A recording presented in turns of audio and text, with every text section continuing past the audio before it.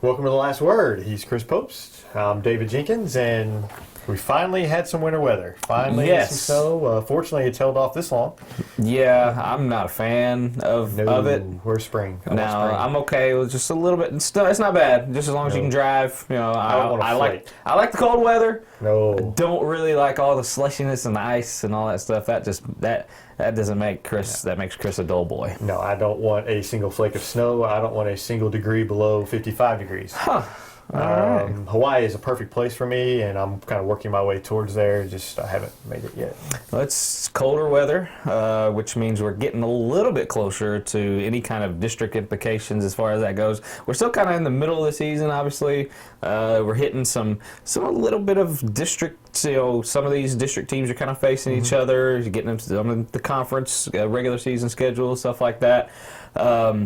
Jinx, we talked last week. We didn't really hit a lot on high school sports as far as that goes, but we've had Scott Miss tournaments started this week. We had just a few other conference tournaments that are right around the corner. Is there anything that you're looking forward to right before we get to districts, or is it just kind of one of those? This is still kind of in the season a little bit. No, I'm not looking forward to anything. I'm just ready for districts. There you go. Yeah, obviously you like the conference tournaments to see, Scott Miss. Scott Central's kind of ruled that roost for a while. Kind of looks like it may be the same again this year. You have the Stoddard County tournament, which kind of looks wide open. You have Advance, Dexter, Bloomfield. I mean, you kind of your Woodland's the top seed there. I think Advance is number 4 seed. Yeah. Woodland's the top seed there. They've kind of came on as of late. So. That's interesting just to me because I'm from that area. You have the Boot Hill Conference tournament here in a few weeks, and you have some good teams down there with South Pemscott. I think there's some good teams down there. So it's obviously the conference tournaments are a little bit, but I'm just ready for districts. I like the Stoddard County tournament the way it's seeded. I think that bodes for some very interesting matchups if they hold true. I mean, that the semifinal you have Woodland Advance, and that a lot of people in the SEMO conference watchers don't know about these teams. This is a very competitive conference tournament, usually year in and year out. This year it just seems like a little notch above. Right. Woodland's already beat Jackson. Yeah. And they hammered Dexter, and Dexter was playing well at the time. Dexter's missing one of their players in Jason Jarrell, so we'll see about that. But Dexter's going to have to beat Bloomfield a third time just to get to that championship. So that's going to be difficult, for them. So any of those 4 teams I could see winning it. I think in Bell City could give. I think they were the 5 seed if I'm not mistaken. They could give Advance some problems. But I think those top 4 seeds. I think that'll be an exciting semifinal and championship night. I agree, and just like I said, what is your makeup of this year's Stoddard County tournament? Is it outside of those top 4? Those have a shot in your mind, or is it just kind of the top 4's ball game? Basically, the top 4. Like I said, Bell City's. Yeah, I think they're a little bit inconsistent, but they've got some players. Bell City has beaten some teams, and they've got some players. I just don't know if they have what it takes to. Like I said, I think they play Advance. I don't have it in front of me, but I don't think they have enough offense to beat Advance. So I think it's just those top 4: Woodland, Advance, and that's a heck of a 4 seed right there. Yeah. They're one of the top small schools in the area as a 4 seed. That thing. Bloomfield, Dexter, they've had 2 dogfights already, and I expect a third.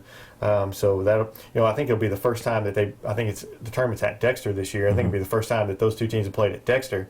So maybe a little bit of reversal of fortune. Maybe Bloomfield change of scenery might help them there. But any of those 4 teams, I think that can win that. Yeah, that's kind of sticking in that same area. I'd like to talk a little bit about Malden and what they've done. I think they've won 6 straight now, and they beat Bloomfield. That Class 3 District 1. They got to the championship last year, if I'm not mistaken, and kind of got run over by that salty New Madrid team. This year, I'm saying they're the favorite to win it just because I think they underperformed a little bit in the Bloomfield Christmas tournament. They've kind of turned it around, and they've got some good wins under the belt, and I think they're going in as a favorite in my mind. I think it's matchups a lot too. I think Dexter shut them down in the Bloomfield Christmas tournament. Dexter was playing really well, but they just kind of defensively they just couldn't get going. And inside, I think if a team has a big inside presence like Dexter did in Gabe Jackson, I think that's going to give them some problems. But Malden, they're looking really, they're looking really good right now.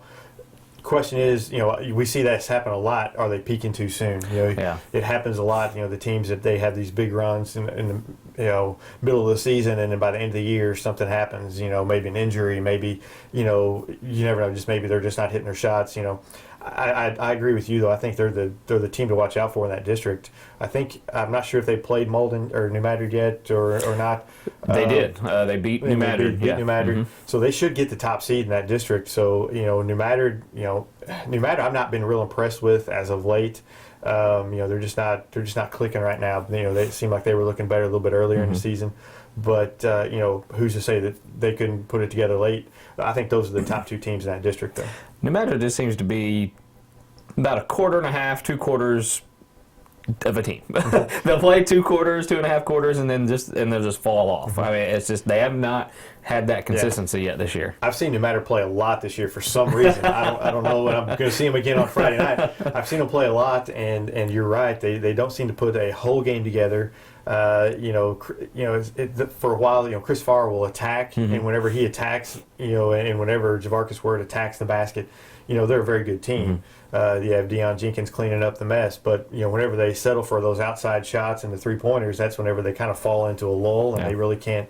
They really just. Yeah, they just don't have it. If they're not hitting their shots, they're going to give up a lead. They had a big lead on Twin Rivers Tuesday mm-hmm. night. They're hitting everything early, and then kind of calm down a little bit. They really don't hit all. They keep trying to shoot from outside. They don't hit their shots, and then Twin Rivers gets back in the game. So you're right. But if they just keep attacking and just are aggressive and attack the basket, I think they're gonna. They're tough to stop. Yeah. We'll switch a little bit to the big boys now, and Sikeston obviously is kind of a team that I've labeled them as a very capable state contender, mm-hmm. And I'm sure you have too. But I don't know if you know this or knew this or not, but Vashon. Yeah, they had a big comeback. Had a very big comeback against CBC, which is a very good team. I think they were down by as many as 26. I think mm-hmm. at one point, came back and won that game by 1. And I said earlier in the year. Even after I saw him, I was like, well, I think that is a potential mm-hmm. matchup as we go. But Sikeston, their game against Farmington has been rescheduled. February 1st. February 1st mm-hmm. is their game against Farmington rescheduled. Haven't played yet this week. Them and I think Sikeston, they got a good road win against Carbondale, and they keep rolling. Is there mm-hmm. anything that a team like that could maybe run into? I know going to Poplar Bluff is always kind of a tough matchup for them, but other than that, I mean, it's kind of the same old with Sikeston right now. I don't see Sikeston losing unless they just have a terrible night in the area. Once you get into honestly, I think they're good until they get to the semifinals. Mm-hmm. I think they can make the run to the semifinals. Cape Central could give them a problem. Just because it's a rivalry game, mm-hmm. Cape Central, they've shown in the past they can beat Sikeston, but I don't see it. I saw Cape Central play last week, and Cape Central is improving. I just don't see them at Sikeston's level yet. Mm-hmm. It would take an off night for Sikeston to get beat. I think, like you said, Vashon. We saw them earlier in the year mm-hmm. at the River Bend. I think they're a team that if they all gelled together, they were going to be tough, and it seems like they're starting to gel together a little bit. But again, Vashon's got to put together. They're a lot like New Madrid. They've got to put together 4 quarters. You can't fall behind by 26 to Sikeston and expect to win. I don't expect any Sikeston team to lose a 26-point lead ever. Right, no. I don't care what they are. Mm-hmm. They know how to hold on a lead and know how to win a ball game to close it out. Now Vashon, if I'm not mistaken, and I don't know for sure, but when I saw them at the River Bend, were going to add players mm-hmm. after the semester, which is usually, unfortunately, the case for a lot of those schools up there. And obviously that's made a big difference for them. Right, and like I said, you never, schools up in that area, you never know, because they do add a lot of mm-hmm. players at the semester, and Sikeston didn't add anybody, so there's no, they're the same squad, but unlike last year, they didn't lose anybody. Yeah. They lost a few players around semester, so. Sikeston's looking good. It looks like they're clicking on all cylinders, and around this area, I think they're the dominant team. There's just nobody that the way they handled Jackson the other night, beat them by 30, and I mean it's just I just don't see anyone beating them. I just really don't. I don't know what that tournament is. They're playing in a couple weeks up in St. Louis, Fort Zumwalt, the tournament up there. I don't know those teams, but they're the top seed up there, so they're predicted to win that. So I just don't see anybody beating them. Yeah, the field for that tournament, not maybe as formidable as maybe the St. Dominic tournament, but hey, it's always a good, healthy competition when you go up to St. Louis because you see it night in and night out against teams like that. And a lot of times when you get to go on these tournaments like the St. Dominic tournament, I know they spent the night up there, I believe 1 or 2 nights.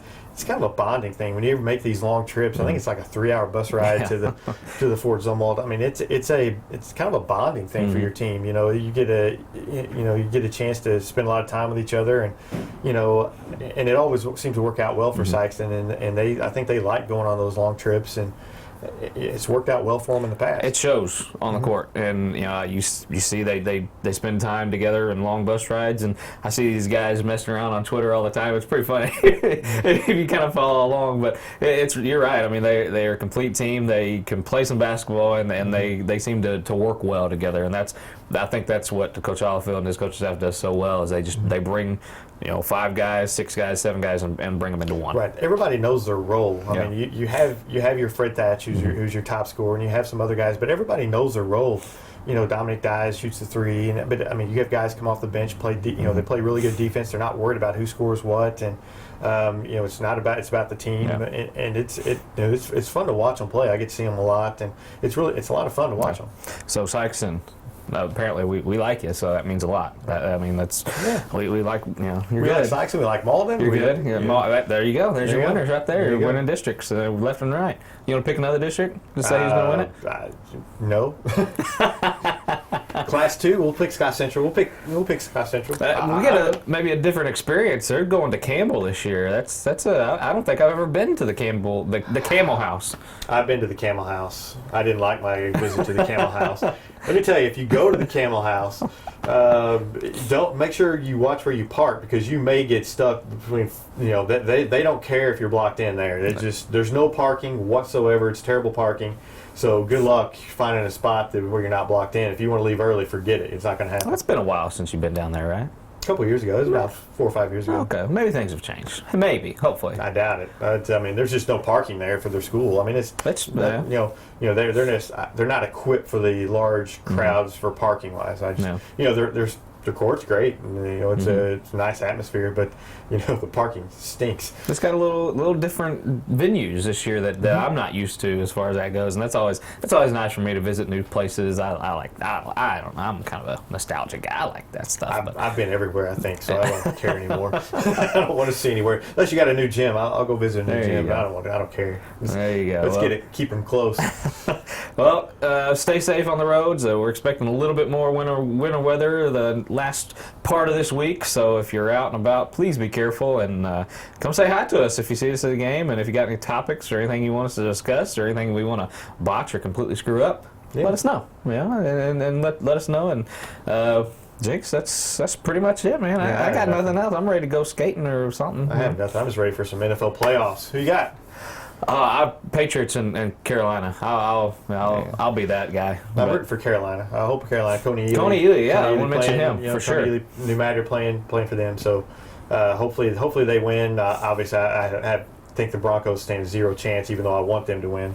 But boy, Peyton Manning's throwing some ducks, man. He's getting the job done, but he's throwing some ducks. Yeah, it's time to retire. Not pretty Peyton. ducks. Time to retire, Peyton. They were flapping. As we get older, we have to know our limitations. And I found out mine one day in playing softball. You just got to know your limitations. He got the job done. Don't let me stress. Let me stress that. But it might get pretty ugly against the Patriots. So I'm just saying. Time to hang up those cleats and get out the golf clubs. They got the defense going. They'll be all right. That defense will hang men, but I don't know if they'll be able to score many points.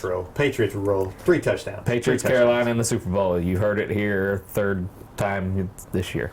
So there you go. So we'll see you guys next week on Last Word.